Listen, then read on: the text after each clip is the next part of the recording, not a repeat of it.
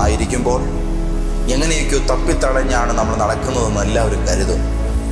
പക്ഷേ മറ്റുള്ളവർ കരുതുന്നത് പോലെയല്ലല്ലോ കാര്യങ്ങൾ. എന്നോട് ദൈവത്തിൻ്റെ ആത്മാവ് ഇങ്ങനെയാണ് പറഞ്ഞത്, മോനെ ക്രിസ്റ്റി, നീ സൂക്ഷിച്ച് നോക്കിക്കേ. ഞാൻ നോക്കിയപ്പോൾ ഞാൻ കണ്ടു, കൂരിരുട്ടത്ത് ഞാനൊരു വടി കണ്ടു, കൂരിരുട്ടത്ത് ഞാനൊരു കോലും കണ്ടു. കൂരിരുട്ടത്ത് ഞാൻ കണ്ട ആ വടി ഇടയന്മാരുടെ കയ്യിലിരിക്കുന്ന വടിയാണ്. ഒരു കാര്യം എനിക്ക് മനസ്സിലായി, ജീവിതത്തിൻ്റെ കൂരിരുളിൽ നീ ആകുമ്പോൾ ഈ വടി നിനക്ക് വേണ്ടി വെളിപ്പെടുന്നത് ചുമ്മാ ഒരു രസത്തിന് വേണ്ടിയല്ല. ജീവിതത്തിൽ ഒന്നും കാണാത്ത ഇരുട്ടിലും ദൈവം നിന്നെ മേയിക്കുന്നുണ്ട്. 2, ഞാനൊരു കോല് കണ്ടു. ആ കോല് വെറും ഒരു കോലല്ല, ഇസ്രായേലിൻ്റെ പരിശുദ്ധൻ്റെ രാജദണ്ഡായിരുന്നു അത്. രാജാക്കന്മാരെ പോലും നിയന്ത്രിക്കുന്ന ദൈവത്തിൻ്റെ രാജകീയ ദണ്ഡ് കണ്ടപ്പോൾ എനിക്കൊരു കാര്യം മനസ്സിലായി. എങ്ങനെയൊക്കെയോ മേഞ്ഞ് മുന്നോട്ട് പോവല്ല, രാജകീയമായി തന്നെയാണ് കർത്താവ് നിന്നെ നടത്തുന്നത്. ഇന്നത്തെ ദൂത് ശ്രദ്ധിച്ചു കേട്ടോ. നിന്റെ ചുറ്റും കൂരിരുട്ടാകുമ്പോഴും നിന്റെ മേച്ചിലിന് ദൈവമാണ് കാവലായിരിക്കുന്നത്. നിന്റെ ചുറ്റും ഒന്നും കാണാത്ത സാഹചര്യത്തിൽ നീ ആയിരിക്കുമ്പോഴും നിന്റെ കാര്യങ്ങൾ രാജകീയമായിട്ടാണ് നടക്കാൻ പോകുന്നത്. അനർത്ഥകരമായ സാഹചര്യങ്ങളെ നീ ഫേസ് ചെയ്യുമ്പോഴും നീ പേടിക്കാതെ മുന്നോട്ട് പോകാൻ നിന്റെ കൂടെ ഒരാളും കൂടെ സഹായിയായി, കാവലായി കൂടെ ഇരിക്കുന്നു. ഇന്നത്തെ പ്രവചനദൂത് ഹൃദയത്തിലേക്ക് മാക്സിമം പ്രാപിക്കേണ്ട ദൈവത്തിൻ്റെ സ്നേഹത്തിൻ്റെ അരുളപ്പാടുകളാണ്. ലോകമെങ്ങും ഇന്നെന്നെ കേൾക്കുന്ന എൻ്റെ എല്ലാ പ്രിയ സഹോദരങ്ങളെയും ഇന്നത്തെ പ്രവചനദൂതിൻ്റെ പുത്തൻ അധ്യായത്തിലേക്ക് രക്ഷകനും കർത്താവുമായ യേശുവിൻ്റെ ഉന്നതമായ നാമത്തിൽ സന്തോഷത്തോടെ ഞാൻ വന്ദനം ചെയ്യുന്നു. കഴിഞ്ഞ പകലിൽ എൻ്റെ ഓഫീസിൽ എന്നെ കാണാൻ ഒരു ഭാര്യയും ഭർത്താവും കൂടെ വന്നു. അവർക്ക് വേണ്ടി പ്രാർത്ഥിക്കാൻ തുടങ്ങുന്ന സമയത്ത് അതിശക്തമായൊരു ആത്മീക പോരാട്ടം അവിടെ അനുഭവപ്പെട്ടു. ഞാനായിരിക്കുന്ന ചെയറിൽ നിന്ന് എഴുന്നേറ്റു, ആ റൂമിലൂടെ ഒന്ന് നടക്കുവാൻ തുടങ്ങി. അല്പനേരം നടന്ന് ഇവർക്ക് വേണ്ടി പ്രാർത്ഥിക്കാൻ തുടങ്ങുന്ന മാത്രയിൽ ദൈവത്തിൻ്റെ പരിശുദ്ധാത്മാവിനെ വ്യക്തമായൊരു കാഴ്ച കാണിച്ചു. ആ സ്ത്രീയെ ഒരു ഇരുട്ടും മൂടിക്കൊണ്ടിരിക്കുന്നു. വല്ലാത്തൊരു കൂരിരുട്ടിൻ്റെ ഒരു കയറിനാൽ ആ സ്ത്രീ ഇങ്ങനെ ചുറ്റി വരിയപ്പെടുവാൻ തുടങ്ങുകയാണ്. ദൈവത്തിൻ്റെ ആത്മാവരോട് പറഞ്ഞു, ഇവളെ ഈ സാഹചര്യത്തിൽ നിന്ന് ഇപ്പോൾ രക്ഷിച്ചില്ലെങ്കിൽ അധികം വൈകാതെ ഇവളൊരു മാരക രോഗത്തിന് അടിമപ്പെടുകയും ഈ ലോകത്തു നിന്ന് തന്നെ മാറ്റപ്പെടുകയും ചെയ്യും. ആ സ്ത്രീയെ എത്രയും പെട്ടെന്ന് ആ ഒരു അപകടാവസ്ഥയിൽ നിന്നും ഡെലിവറൻസ് ചെയ്യുക എന്നുള്ളത് കർത്താവിനെ ഒരു നിയോഗമായി ഏൽപ്പിച്ചു. ഞാൻ അവർക്ക് വേണ്ടി പ്രാർത്ഥിക്കുവാൻ തുടങ്ങി. ആ അല്പനേരത്തോടകം ആ സ്ത്രീ അതിശക്തമായൊരു ദൈവിക വിടുതൽ പ്രാപിക്കുന്ന കാഴ്ച ഞങ്ങൾ കണ്ടു. താൻ ജോലി ചെയ്യുന്ന സ്ഥാപനത്തിൽ അനുഗ്രഹീതമായ സേവനം കാഴ്ചവെച്ച സ്ത്രീക്കെതിരെ എതിരാളികൾ വലിയൊരു കേസും കാര്യങ്ങളുമൊക്കെയായി മുൻപോട്ട് പോയി. തൻ്റെ നിരപരാധിത്വം കോടതിയിൽ തെളിയിക്കാൻ ശ്രമിച്ചെങ്കിലും ആദ്യമൊക്കെയും തിരിച്ചടികളാണ് ഉണ്ടായത്. തൽഫലമായി അവർ വരികയും പ്രാർത്ഥിക്കുകയും പ്രാർത്ഥനയുടെ ഫലമായി അവർക്ക് കൈവിട്ടു പോകുമെന്ന് ചിന്തിച്ചിരുന്ന കേസിൽ അവർക്കൊരു ജയമുണ്ടാവുകയും ഏറ്റവും ശക്തമാവണ്ണം ആ സ്ത്രീക്കൊരു തിരിച്ചുവരവ് സംഭവിക്കുകയും ചെയ്തു. ഇതേ തുടർന്ന് എതിരാളികൾ പിന്നെയും ആ കേസുമായി മുന്നോട്ട് പോകാൻ അതിന് മേൽക്കോടതിയെ സമീപിച്ചു. പക്ഷേ കീഴ്ക്കോടതിയുടെ നടപടികളെ വ്യക്തമായി മനസ്സിലാക്കിയ മേൽക്കോടതി അതിനെ ഉത്ഭവസ്ഥാനത്ത് വെച്ച് തന്നെ റിജക്റ്റ് ചെയ്യുകയാണ് ഉണ്ടായത്. തൽഫലമായി ആ സ്ത്രീക്ക് അവരുടെ കൃത്യമായിരിക്കുന്ന നീതിബോധത്തെ അവിടെ മുറുകെ പിടിക്കുവാൻ കഴിഞ്ഞു. ചാരിതാർത്ഥ്യ ബോധത്തോടുകൂടെ തൻ്റെ പദവിയിൽ അവർ ഇരിക്കവേ എങ്ങനെയും തറ പറ്റിച്ച് കളഞ്ഞേ മതിയാകുകയുള്ളൂ, തങ്ങൾക്ക് നേരെ ജയം പ്രാപിച്ചിരിക്കുന്ന ഇവളെ ഇവിടെ തുടരാൻ അനുവദിക്കത്തില്ലെന്നുള്ള ശത്രുപക്ഷത്തിൻ്റെ ഒരു അജണ്ടയെ തുടർന്ന് ഇവർക്ക് നേരെ അവർ ശക്തമായ ചില ദോഷകർമ്മങ്ങൾ ചെയ്തു. ഇതിൻ്റെ പരിണിത ഫലമായി ആ സ്ത്രീ അന്ന് വീട്ടിലേക്ക് എത്തിയപ്പോൾ അവർ ആകമാനം ശാരീരികമായി തളർന്ന് ജോലി ചെയ്യാൻ പോലും ആരോഗ്യമില്ലാതെ ഒരു കഠിന രോഗാവസ്ഥയിൽ എന്ന പോലെ അവരുടെ ശരീരം കട്ടിലിൽ വീഴുകയാണ് ഉണ്ടായത്. അവിടെ നിന്നും ഒരുവിധം 2-3 ദിവസങ്ങൾ അവർ പിടിച്ചു നിൽക്കാൻ നോക്കിയെങ്കിലും ഒട്ടുമേ സാധിച്ചില്ല. ഇന്നലെ പ്രാർത്ഥനയ്ക്കായിട്ട് എത്തുന്ന സമയത്ത് ആ വിഷയത്തിന് മേൽ പ്രാർത്ഥിക്കുകയും ദൈവത്തിൻ്റെ ആത്മാവ് അതിൻ്റെ ആഴങ്ങൾ വെളിപ്പെടുത്തുകയും ആ മകളെ ആ ഒരു ദുഷ്ടാത്മശക്തിയുടെ പോരാട്ടത്തിൽ നിന്ന് കർത്താവ് അത്ഭുതകരമായി വിടുവിക്കുകയും ചെയ്തു. ഇന്ന് ഈ ദൈവാലോചന പറയുമ്പോൾ നമുക്ക് തന്നെ നമ്മുടെ ജീവിതത്തിൻ്റെ വല്ലാത്ത ചില കൂരിരുട്ടുകളോട് പോരാടേണ്ട ഒരു സാഹചര്യത്തെ ആയിരിക്കാം നമ്മൾ നേരിടുന്നത്. മുന്നോട്ടൊട്ടുമേ പോകാൻ പറ്റാതെ എവിടെയൊക്കെയോ സ്റ്റക്കായി പോകുന്നൊരു സിറ്റുവേഷനിൽ ഇപ്പോൾ നിങ്ങളായിരിക്കാം. ഞാൻ വളരെ ആധികാരികമായി പറയട്ടെ, ലൈഫിലെ ഈ ഒരു ഒന്നും ചെയ്യാൻ പറ്റാതായി പോകുന്ന ഈ സാഹചര്യത്തെ വേദപുസ്തകം വിളിക്കുന്ന പേരാണ് കൂരിരുളിൻ്റെ താഴ്വര, മരണനിഴലിൻ്റെ താഴ്വര. ഇങ്ങനെയുള്ള പദങ്ങളാൽ ബൈബിൾ വിശേഷിപ്പിക്കുന്ന ഈ ഒരു ജീവിതാവസ്ഥയിലൂടെ ഒരുപക്ഷെ ഇന്നെന്നെ കേൾക്കുന്ന പലരും കടന്നു പോകുന്നുണ്ടാകും. എന്താണ് ഇതിൻ്റെ പ്രത്യേകത? ഞാൻ 1-2 കാര്യങ്ങൾ ഇത് മനസ്സിലാക്കാൻ വേണ്ടി നിങ്ങൾക്ക് പറഞ്ഞു തരാം. അതിലെ ഒന്നാമത്തെ കാര്യം എന്ന് പറയുന്നത്, ജീവിതത്തിൽ എന്താണ് ഇപ്പോൾ സംഭവിക്കുന്നതെന്ന് നമുക്ക് ഒട്ടും മനസ്സിലാക്കാൻ പറ്റത്തില്ല. ഏതാണ്ടൊക്കെ പ്രോബ്ലംസ് ഉണ്ട്, പക്ഷെ ഒന്നിനെക്കുറിച്ചും ഒരു വ്യക്തതയില്ല. നമ്മളൊരു റൂമിലാണ്, അതിൻ്റെ പുറത്ത് ഏതാണ്ടൊക്കെ നടക്കുന്നുണ്ട്, പക്ഷേ നമുക്കൊന്നും മനസ്സിലാകുന്നില്ല. 2, ഒരു തീരുമാനമെടുക്കണം, ഒരു ആക്ഷൻ പ്ലാൻ തയ്യാറാക്കണമെന്നുണ്ട്, പക്ഷെ എങ്ങനെ അത് ചെയ്യണമെന്നത് അറിയത്തില്ല. എങ്ങനെ ഈ ക്രൈസിസിനെ അതിജീവിക്കണം, എങ്ങനെ ഇതിൽ നിന്നും പുറത്തു കടക്കണം, യാതൊരു ബോധ്യവും കിട്ടുന്നില്ല. എത്ര സന്തോഷം തരുന്ന കാര്യമായാലും അതിൽ നമുക്ക് ആനന്ദിക്കാൻ പറ്റത്തില്ല. ഉദാഹരണത്തിന്, നിങ്ങൾക്ക് ഇഷ്ടപ്പെട്ടൊരു വീഡിയോ ആയിക്കൊള്ളട്ടെ, നിങ്ങൾക്ക് ഇഷ്ടപ്പെട്ടൊരു പാട്ടായിക്കൊള്ളട്ടെ, നിങ്ങൾ ഏറ്റവും സ്നേഹിക്കുന്നൊരു വ്യക്തിയുടെ സാമീപ്യമായിക്കൊള്ളട്ടെ, നിങ്ങൾക്ക് ഇഷ്ടപ്പെട്ടൊരു ആഹാരം, നിങ്ങൾക്ക് ഇഷ്ടപ്പെട്ട സ്ഥലത്തേക്കുള്ളൊരു യാത്ര, ഒരുപക്ഷെ ഒരു വിനോദയാത്രയായിരിക്കാം ആ സമയത്ത് നിങ്ങളുടെ കുടുംബാംഗങ്ങളുമായി നിങ്ങൾ ചെയ്യുന്നത്. പക്ഷെ നിങ്ങൾക്ക് മാത്രം അതിലൊന്നും മനോഹാരിത കാണാനോ ആസ്വദിക്കാനോ കഴിയത്തില്ല. ലൈഫിൽ ഒന്നിനെ നമുക്ക് എൻജോയ് ചെയ്യാൻ കഴിയാതെ പോകുന്ന ഒരു സാഹചര്യം, ആകെക്കൂടൊരു മരവിപ്പ് മാത്രം ബാധിച്ചിരിക്കുന്നു. നമ്മൾ ചിരിക്കുന്നുണ്ടെങ്കിലും ആ ചിരി ഒരു യാന്ത്രികമായ ചിരിയാണ്. ഒരിക്കലും അത് ഉള്ളിൽ നിന്നും ഉയർന്നു വരുന്ന ചിരിയല്ല, മനസ്സ് തുറന്നുള്ള ചിരിയല്ല. മ്ലാനമായ ഒരു മാനസികാവസ്ഥയിൽ ഉതിർന്നു വരുന്ന ഒരു ചടങ്ങ് മാത്രമായി ആ ചിരി അവശേഷിക്കും.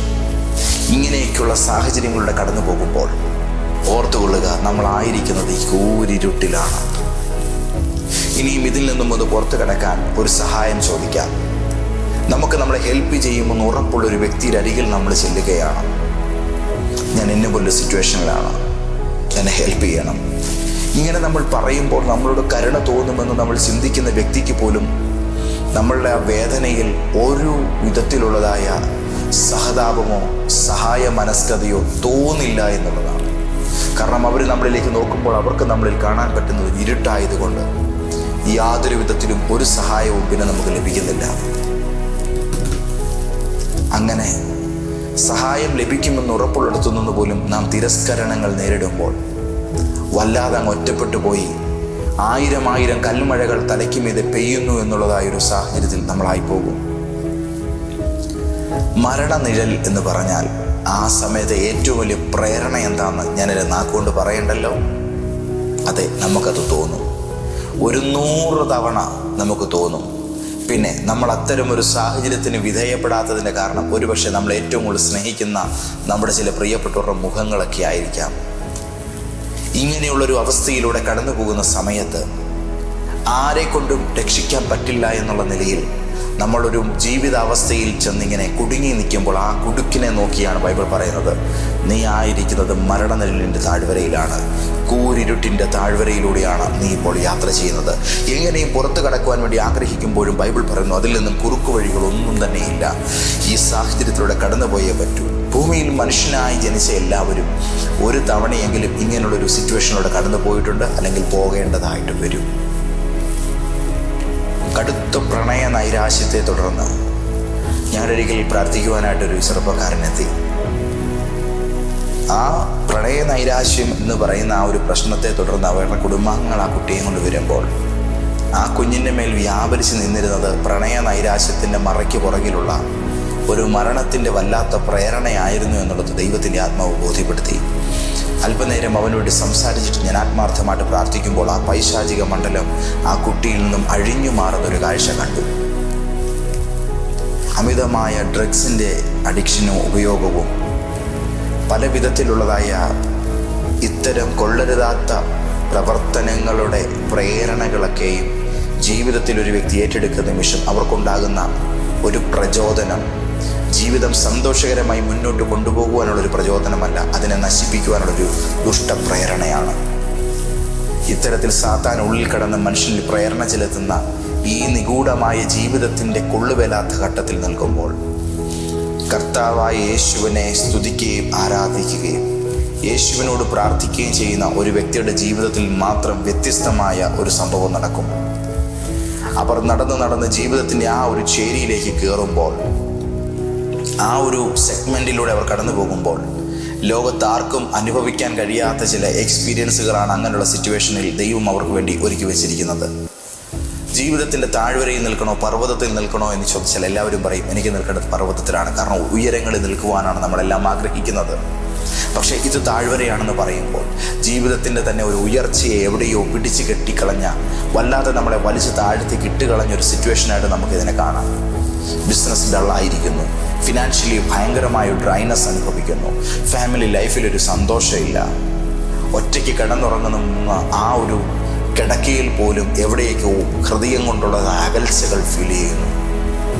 ആരോടും ഒന്ന് സംസാരിക്കാനുള്ളൊരു മൂഡില്ല, പെട്ടെന്ന് ദേഷ്യം വരുന്നു, കയ്യിൽ കാണുന്നൊക്കെ നശിപ്പിക്കണമെന്ന് തോന്നുന്നു. ഇങ്ങനെയൊക്കെയുള്ളതായ ഒരു വല്ലാത്ത വൈകാരിക വിക്ഷോഭങ്ങൾ നമ്മുടെ മേൽ വരുമ്പോഴും അറിയണം, ദൈവം നമ്മളെ കെയർ ചെയ്യാൻ റെഡിയായിട്ടാണ് നിൽക്കുന്നത്.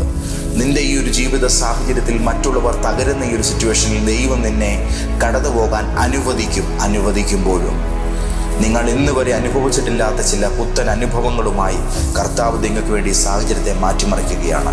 എന്താണ് അതിൻ്റെ പ്രത്യേകത? ബൈബിൾ നമ്മളോട് പറയുന്നു, ഇങ്ങനൊരു അവസ്ഥയിൽ നീ നിൽക്കുമ്പോൾ ഞാൻ നിന്നിൽ കാണുന്നത് വ്യത്യസ്തമായ ചില കാഴ്ചകളാണ്. ഒന്ന്, ആരോ ഒരാൾ നിൻ്റെ കൂടെയുണ്ട്. അടുത്ത് നിൽക്കുന്ന ആളെ കാണാൻ പറ്റുന്നില്ല, മുൻപിൽ വഴിയുണ്ടോ ഇല്ലയോ എന്നറിയത്തില്ല. അങ്ങനെ നിൽക്കുമ്പോഴും വേദപുസ്തകം എന്നോട് പറയുന്നു, ക്രിസ്റ്റി മോനെ, ഞാൻ നിൻ്റെ കൂടെ ഒരാളെ കാണും. അതെ, ഇന്നെന്നെ കേട്ടുകൊണ്ടിരിക്കുന്ന നിങ്ങളോട് ഞാൻ പറയുന്നത്, നിങ്ങൾ ഈ ഒരു സാഹചര്യത്തിൽ ഒറ്റപ്പെട്ടു എന്ന് പറഞ്ഞാൽ ആ വാക്ക് 100% തെറ്റാണ്. ആരോ ഒരാൾ നിങ്ങളോട് കൂടെയുണ്ട്. വേദപുസ്തകത്തിൽ നാം വായിക്കുന്നു, ഞാൻ ഭയപ്പെടുകയില്ല, കൂരിരുൾ താഴ്വരയിൽ കൂടെ കടന്നു പോയാലും ഞാൻ ഒരനർത്ഥവും ഭയപ്പെടുകയില്ല, കാരണം അങ്ങ് എന്നോട് കൂടെ ഇരിക്കുന്നു. അദൃശ്യനായ ദൈവത്തിൻ്റെ സാന്നിധ്യം ആ സമയം നമുക്ക് അനുഭവവേദ്യമാവുകയാണ്. 18-ാം സങ്കീർത്തനത്തിൽ നിന്ന് കഴിഞ്ഞ ദിവസം ഞാൻ ആവർത്തിച്ചതുപോലെ ആകാശം ചായ്ച്ച് ദൈവം ഇറങ്ങി വരുന്നൊരു വിശിഷ്ട സമയമാണത്. കൂരിരുൾ അവൻ്റെ കാൽക്കീഴുണ്ട്. അതായത് നമ്മളെ മൂടുന്നു എന്ന് പറയുന്ന ഇരുട്ടിൻ്റെ മീതെ ദൈവം നിൽക്കുന്നുണ്ട്. നിന്റെ കഷ്ടകാലത്തിൻ്റെ മീതെ നിന്റെ കർത്താവിൻ്റെ സാമീപ്യമുണ്ട്. രാത്രിയുടെ 4-ാം യാമത്തിൽ തലയ്ക്ക് മീതെ തിരമാലകൾ ഉയരുകയാണ്. ഉയർന്നു പൊന്തുന്ന തിരമാലകളിൽ മുങ്ങിത്താഴുമെന്ന് കരുതി വേദനയോടെ നിൽക്കുമ്പോൾ പത്രോസ് ആ യാഥാർത്ഥ്യം തിരിച്ചറിയുന്നു. തൻ്റെ തലയ്ക്ക് മീതെ ഉയരുന്ന തിരകൾക്ക് മീതെ യേശു നടന്നു വരികയാണ്. എൻ്റെ കർത്താവ് എൻ്റെ തലയ്ക്ക് മീതെ ഉയരുന്ന പ്രശ്നങ്ങളുടെ മീതെ നിൽക്കുന്നു. ഇന്ന് രാവിലെ ദൈവാലോചന കേൾക്കുന്ന സകല കുടുംബങ്ങളോട് ഞാൻ പറയുന്നു, നീ നേരിടുന്ന ദുരിതങ്ങൾക്ക് മീതെ നിന്റെ കർത്താവിൻ്റെ കരസ്പർശമുണ്ട്.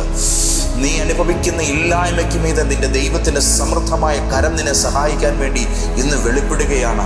നീ ഒറ്റപ്പെടുന്ന സാഹചര്യത്തിൽ നിന്നെ കൈപിടിച്ച് നടത്തുന്ന യേശുവിൻ്റെ സ്നേഹം നിന്നെ മാറോട് ചേർത്ത് പിടിക്കുവാൻ ഇറങ്ങി വരികയാണ്. ഒറ്റയ്ക്കല്ല, ആരോ ഒരാൾ കൂടെയുണ്ട്. ഓ ജീസസ്, ആമേൻ. 2, ഒരു സംഭവം നിങ്ങളുടെ ജീവിതത്തിൽ മാത്രം നടക്കുന്നുണ്ട്. നീ പേടിക്കുന്നില്ല.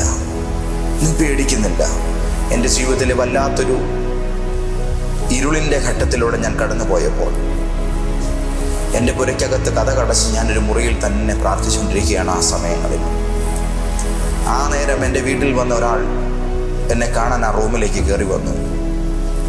അവസ്ഥകളൊക്കെ ഒന്ന് മനസ്സിലാക്കിയിട്ട് അദ്ദേഹം എന്നോട് ചോദിച്ചു, ബ്രദറിന് ഭയമൊന്നും തോന്നുന്നില്ലേ? എൻ്റെ ഉത്തരം എനിക്കൊട്ടുമേ തോന്നുന്നില്ല എന്നുള്ളതായിരുന്നു. അതിൻ്റെ കാരണം അനർത്ഥം പോകുവോളം, കടന്നു പോകുവോളം അകത്തിരിക്കുക എന്ന് ദൈവം എന്നോട് പറഞ്ഞിരുന്നു. ഈ സാഹചര്യത്തിൽ നിന്നും ഞാൻ എൻ്റെ കൈകളിൽ നിന്നെ പിടിച്ച് കൊണ്ടുപോകും മുന്നോട്ട്. എൻ്റെ വടിയും കോലിൻ്റെയും ആശ്വാസം നീ ആവോളം അനുഭവിക്കും. നിന്റെ ശത്രുവിൻ്റെ ഇഷ്ടത്തിന് ഞാൻ നിന്നെ ഏൽപ്പിക്കത്തില്ല. ദൈവം എനിക്ക് ഉറപ്പ് നൽകിയിരുന്നു. മരണം കീഴടക്കാൻ വന്നു നിൽക്കുമ്പോഴും ഞാൻ നിന്നെ ജീവന്റെ സമൃദ്ധിയിൽ നിർത്തും എന്നുള്ളത് കർത്താവ് എനിക്ക് ഉറപ്പ് തന്നിരുന്നു. താണുപോയില്ല. ജീസസ്, ദൈവത്തിൻ്റെ പൈതലെ, ഇത് നിന്റെ ജീവിതത്തിൻ്റെ ഒരു അത്ഭുത സമയമാണ്. ഒരുപക്ഷെ നിന്റെ മെഡിക്കൽ റിപ്പോർട്ടുകൾ നിനക്ക് നേരെ വ്യാജമായിട്ടായിരിക്കും ചിലതൊക്കെ വിളിച്ചു പറയുന്നത്. 2018 ഒരു ദിവസം എൻ്റെ കുഞ്ഞിന് പനി കഠിനമായ പനിയെ തുടർന്ന് ആ കുഞ്ഞിനെ പല ഡോക്ടർമാരെ കാണിച്ചിട്ട് അവൻ്റെ പനി നിയന്ത്രണ വിധേയമാകുന്നില്ല. അവസാനം ഞങ്ങളടുത്തുള്ളതായി കുഞ്ഞുങ്ങളൊരു ഫിസിഷ്യനെ കൊണ്ടുപോയി കുട്ടിയെ കാണിച്ചു. ആ പീഡിയാട്രീഷ്യൻ കുഞ്ഞിനെ പരിശോധിച്ചിട്ട് ബ്ലഡ് ടെസ്റ്റ് ചെയ്യാൻ വേണ്ടി എഴുതി തന്നു. കോട്ടയത്തുള്ള പ്രമുഖമായൊരു ലാബിൽ, ഞാനിപ്പോൾ അതിൻ്റെ പേര് പറയുന്നില്ല, കാരണം അവരെൻ്റെ കാല് പിടിച്ച് പറഞ്ഞു അവരുടെ പേര് പറയരുത്. അന്ന് ആ കുഞ്ഞിന് പറ്റിയൊരു കൈപ്പഴയാണത്. ആ സ്ഥാപനത്തിൽ ചെന്നു. ആ സ്ഥാപനത്തിൽ കുഞ്ഞിൻ്റെ ബ്ലഡ് പരിശോധിച്ചു. കുഞ്ഞിൻ്റെ ബ്ലഡിൻ്റെ കൗണ്ട് ക്രമാതീതമായി വർദ്ധിച്ചിരിക്കുന്നതായിട്ടായിരുന്നു അന്ന് ആ റിപ്പോർട്ട് പറഞ്ഞത്. എൻ്റെ വൈഫ് ഒരു മെഡിക്കൽ ബേസ് ഉള്ള ആളാണ്. അത് കണ്ടപ്പോൾ പുള്ളിക്കാരി വാവിട്ട് കരഞ്ഞു. അയ്യോ, പെട്ടെന്ന് ഡോക്ടറെ വിളിച്ചു. അദ്ദേഹം പറഞ്ഞു, ഏതൊരു നല്ല ആശുപത്രിയിലേക്ക് നിങ്ങൾ പെട്ടെന്ന് തന്നെ പോകണം. അന്ന് എൻ്റെ ഭാര്യ മാതാവ് വീട്ടിലുണ്ട്. എല്ലാവരും ആകെപ്പാടെ ഒരു നിലവിളിയും കരച്ചിലുമായി. ആ സമയത്ത് അവിടെ അങ്ങനെ നിൽക്കുന്ന സമയത്ത് പെട്ടെന്ന് കർത്താവിൻ്റെ ആത്മാവിനോട് പറഞ്ഞു, ധൈര്യപ്പെടുക. ഓ, ആ റിപ്പോർട്ട് കൈ പിടിച്ചുകൊണ്ട് ഞാൻ എൻ്റെ വൈഫിനോട് പറഞ്ഞു, ടിനു, ഈ റിപ്പോർട്ട് വിശ്വസിക്കരുത്, ഇത് വ്യാജമാണ്, ഇതല്ല ശരിയായിട്ടുള്ളത്, ഇതിൻ്റെ പുറകിൽ ഒരു പൈശാചികമായ കളിയുണ്ട്, ഞാനിത് അംഗീകരിക്കുകയില്ല. പെട്ടെന്ന് കൂടെയുള്ള പയ്യനോട് ഞാൻ പറഞ്ഞു, വണ്ടി എടുക്കാൻ പറഞ്ഞു. നേരെ കാറിൽ കയറി അവിടെ ചെന്നു. റിപ്പോർട്ട് കാണിച്ചിട്ട് ചോദിച്ചു, ഇത് സത്യമാണോ എന്ന് ചോദിച്ചു. പെട്ടെന്ന് അവർ പറഞ്ഞു, ശരിയാണ് സാർ, റിപ്പോർട്ട് ഞങ്ങൾ നോക്കിയിട്ട് തന്നെയാണ്. ഒന്നുകൂടെ നോക്കാൻ പറഞ്ഞു. ഒന്നുകൂടെ അത് വിലയിരുത്തുന്ന സമയത്ത് ആ കൊച്ചു വിറച്ചുകൊണ്ട് എഴുന്നേറ്റ് എന്നോട് പറഞ്ഞു, സാറേ ക്ഷമിക്കണം, ഒരു 0 കൂടിപ്പോയി, ഒരു 0 കൂടിപ്പോയി. ഒരു പ്രശ്നത്തെ അതിന്റെ ഭീകരാവസ്ഥയിൽ പിശാചിട്ട് കറക്കാൻ തുടങ്ങുന്ന ഒരു സമയത്ത് നിന്റെ കൂടെയുള്ള ആൾ നിന്നോട് പറഞ്ഞു, പേടിക്കേണ്ട, ഞാൻ നിന്റെ കൂടെ ഉണ്ട്. കൂരിരുളിന്റെ താഴ്വരയിൽ ഞാൻ ധൈര്യം തരാൻ നിന്റെ കൂടെയുണ്ട്. എന്റെ വടി നിന്റെ കൂടെയുണ്ട്, എന്റെ കോൽ നിന്റെ കൂടെയുണ്ട്. വടിയും കോലും പരിപാലനത്തിന് മാത്രമുള്ളതല്ല, നിനക്ക് നേരെ അലറിയെടുക്കുന്ന ശത്രുവിനെ പ്രഹരിക്കാൻ കൂടിയാണ് ഇടയനത് കയ്യിലെത്തുന്നത്. ഓ ജീസസ്, അത് ദുഷ്ടഹിംസ മൃഗങ്ങളുടെ വായിലെ ദ്രംഷ്ടകളെ അത് അടിച്ച് തകർക്കും. അത് ശത്രുവിനെ തലയെ അടിച്ച് ചിതറിക്കും. ഇടയന്റെ വടിയുടെ പ്രഹരം ശത്രുക്കളാണ് ശരിക്കും അറിഞ്ഞിട്ടുള്ളത്. ആടിനെ ശത്രുവിനെ തല്ലുന്നത് പോലെ ഇടയൻ വടി കൊണ്ട് തല്ലത്തില്ല. ഇടയ്ക്കൊരു കൊട്ടൊക്കെ കൊടുക്കും, പക്ഷേ ശത്രുവിനെ ഇല്ലാതാക്കാനാണ് ആ വടി ഉപയോഗിക്കുന്നത്. കൂരിരുട്ടത്ത് ഇരുളിന്റെ മറവിൽ നിന്നെ കടന്നാക്രമിക്കാൻ കയറി വരുന്ന ഏത് ആഭിചാര ശക്തിയായാലും, ഏത് ദുർമന്ത്രവാദ പോരാട്ടമായാലും, ഏത് കള്ളക്കേസായാലും, ഏത് ദുഷ്ടമനുഷ്യ സാഹചര്യമായാലും, നിന്നെ പരിപാലിക്കുന്ന ഇടയന്റെ കോലും വടിയും അത് കണ്ടോണ്ട് നിൽക്കത്തില്ല. നിന്റെ നിലനിൽപ്പിന് വേണ്ടി നിനക്ക് നേരെ കയറി വരുന്നതിനെ ആ വടി കൊണ്ട് നിന്റെ ഇടയൻ കൈകാര്യം ചെയ്യും. പേടിക്കണ്ട, നിനക്ക് നേരെ പോരാടുന്നതിനോട് ദൈവം ഇന്ന് പോരാടാൻ ഇറങ്ങുന്ന പകലാണ്. ഓ, നിനക്ക് നേരെ വാവിളർക്കുന്നതിന്റെ അണപ്പല്ല് ദൈവം തകർക്കുന്ന ദിവസമാണിത്. നിന്റെ ശത്രുവിന്റെ താടിയല് ദൈവം തകർത്ത് കളയുന്ന ദിനമാണിത്. ഇനിമേൽ അത് നിന്നോട് അടുക്കാതെ വണ്ണം ചിലതൊക്കെയും ഈ ഇരുട്ടിന്റെ മറവിൽ ദൈവം നിനക്ക് വേണ്ടി നശിപ്പിച്ച് കളയുകയാണ്. രാത്രിയുടെ കൂരാക്കൂരിരുട്ടത്ത് ഒരു രക്തത്തളി ആചരിച്ച ഇസ്രായേൽ അവരുടെ കൂടാരത്തിൽ മിസ്രയീമിൽ വെച്ച് പാർക്കുകയാണ്. പെസഹ ആചരിച്ചുകൊണ്ട് കൂടാരത്തിന്റെ പുറത്ത് നടക്കുന്ന കാര്യങ്ങളെക്കുറിച്ചും അറിവില്ലാതെ അവർ അകത്തായിരിക്കുമ്പോൾ, അതിന്റെ പുറത്ത് അവരെ ദ്രോഹിച്ച ശത്രുവിന്റെയൊക്കെ ഭവനങ്ങളിൽ ദൈവത്തിന്റെ സംഹാരദൂതന്റെ വിളയാട്ടമാണ് നടന്നത്.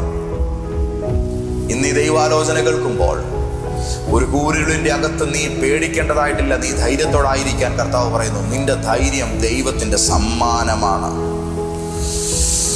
ദൈവ പൈതലേ, നീ ചുമ്മാ നടക്കുകയല്ല. കൂരിട്ടത്ത് തപ്പിത്തടയുന്നവനെ പോലെ നീ ചുമ്മാ നടക്കുകയല്ല.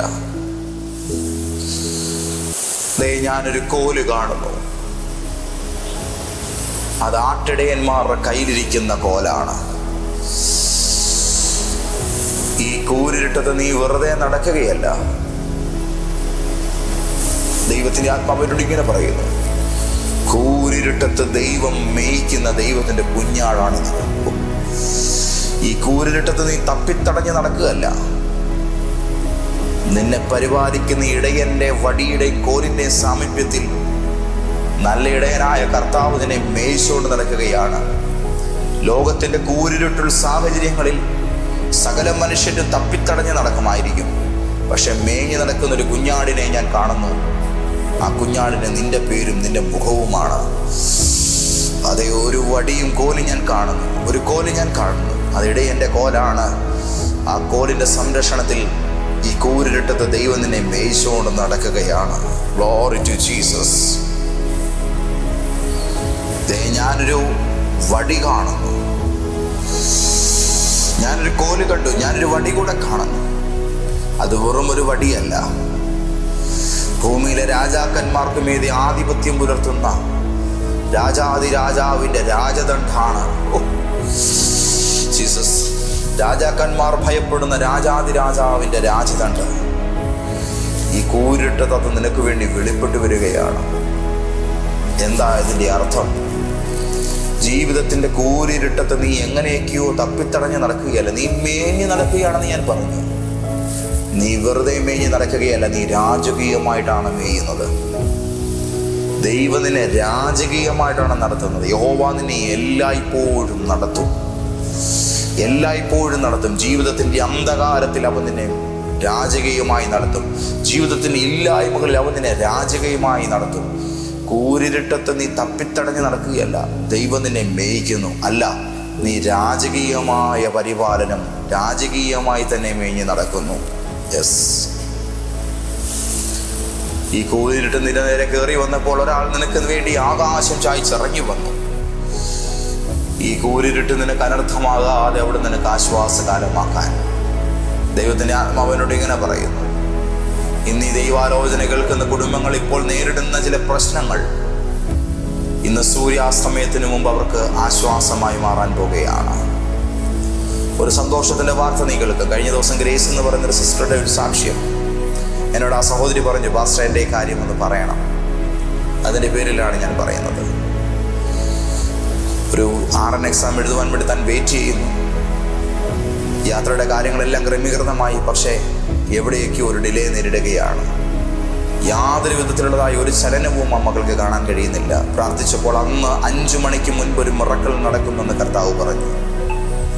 ദൈവത്തിൻ്റെ പരിശുദ്ധാത്മാവ് പറഞ്ഞ വാഗ്ദത്തം അവിടെ നിവർത്തിച്ചു. അന്ന് വൈകുന്നേരം 5 മണിക്ക് മുൻപ് തന്നെ ആ സഹോദരിക്ക് വേണ്ടതായ കൺഫർമേഷൻ കർത്താവ് ഒരുക്കി കൊടുത്തു. ഇന്ന് ഈ ദൂത് കേൾക്കുന്ന കുടുംബങ്ങളോട് ഞാൻ പറയുന്നു, ജീവിതത്തിൻ്റെ ഈ ഒരു മേച്ചിൽ പുറത്ത് നീ ഇപ്പോൾ നേരിടുന്ന ഈ വല്ലാത്ത ചില പരിതസ്ഥിതികൾക്ക് ദൈവം അനർത്ഥമായി തീരുമെന്ന് കരുതുന്നതിനെ നിനക്ക് ആശ്വാസമാക്കി തീർക്കുകയാണ്. ഒന്ന് പറഞ്ഞേ, എൻ്റെ അനർത്ഥം എനിക്ക് ആശ്വാസമായി തീരും. എൻ്റെ കഷ്ടതയെ ദൈവം എനിക്ക് ഉയർച്ചയാക്കി മാറ്റും. നിനക്ക് നേരെ കയറി വന്നിരിക്കുന്ന ചില വല്ലാത്ത വെല്ലുവിളികൾ ഇന്ന് നിനക്കൊരു അനുഗ്രഹമായി മാറാൻ പോവുകയാണ്. ഞങ്ങളുടെ കർത്താവേ, സ്വർഗീയ പിതാവേ, അങ്ങയുടെ മഹത്വം നിറഞ്ഞ വലിയ നാമത്തിൽ വിടുതലിന് വേണ്ടി കാത്തിരിക്കുന്ന ഞങ്ങളുടെ മക്കളെ ഞാൻ ആത്മാവിൽ അനുഗ്രഹിച്ചു പ്രാർത്ഥിക്കുന്നു. ഇവരുടെ ജീവിതത്തിൽ സർവശക്തൻ്റെ പരിപാലനം ആഴമാണ്. ഇവരനുഭവിച്ച് സന്തോഷത്തോടെ മുൻപോട്ട് പോകട്ടെ. യാതൊരു നിർവാഹവുമില്ലാതെ ബന്ധിക്കപ്പെട്ട് കിടക്കുന്ന കഴിഞ്ഞ ഒരു മണിക്കൂറുകളിലെ ജീവിതാവസ്ഥയുടെ മേൽ യേശുവിൻ നാമത്തിൽ ഒരു ബ്രേക്ക് ത്രൂ കൽപ്പിക്കുന്നു. ഒരു പവർഫുൾ മൂവ് ഇവരുടെ ലൈഫിൽ ഉണ്ടാകട്ടെ. ഒരു ഫിനാൻഷ്യൽ പ്രോസ്പെരിറ്റി ഇവരുടെ മേൽ വെളിപ്പെടട്ടെ. പ്രാർത്ഥിച്ച് ഞാൻ ഈ മക്കളെ അനുഗ്രഹിക്കുന്നു, യേശുവിൻ നാമത്തിൽ തന്നെ. ആമേൻ. ഇന്ന് നിങ്ങളുടെ ലൈഫിൽ ഒരു ഭയങ്കരമായ ഫിനാൻഷ്യൽ ബ്രേക്ക് ത്രൂ ഉണ്ടാവും. നിങ്ങൾ വളരെ പ്രോബ്ലമായി കരുതുന്ന ചില വിഷയങ്ങൾ നിങ്ങൾക്ക് ഭയങ്കരമായ പ്രോസ്പെരിറ്റിയായി ദൈവം അതിനെ മാറ്റും. നിങ്ങൾക്ക് ഭയങ്കരമായ നിലയിൽ പ്രശ്നങ്ങളെ ദൈവം ആശ്വാസമാക്കി തീർത്തു തരുന്ന ഒരു കാഴ്ച ഞാൻ കാണുന്നുണ്ട്. പേടിച്ചിരുന്ന വിഷയങ്ങളെ ഓർത്ത് ഇനി പേടിക്കേണ്ടതില്ല. ഇനിയും ആ ദുരിതത്തിന് സ്ഥാനമില്ല. കർത്താവ് ആ പ്രശ്നത്തെ നിങ്ങളുടെ ലൈഫിൽ സോൾവ് ചെയ്തിരിക്കുകയാണ്.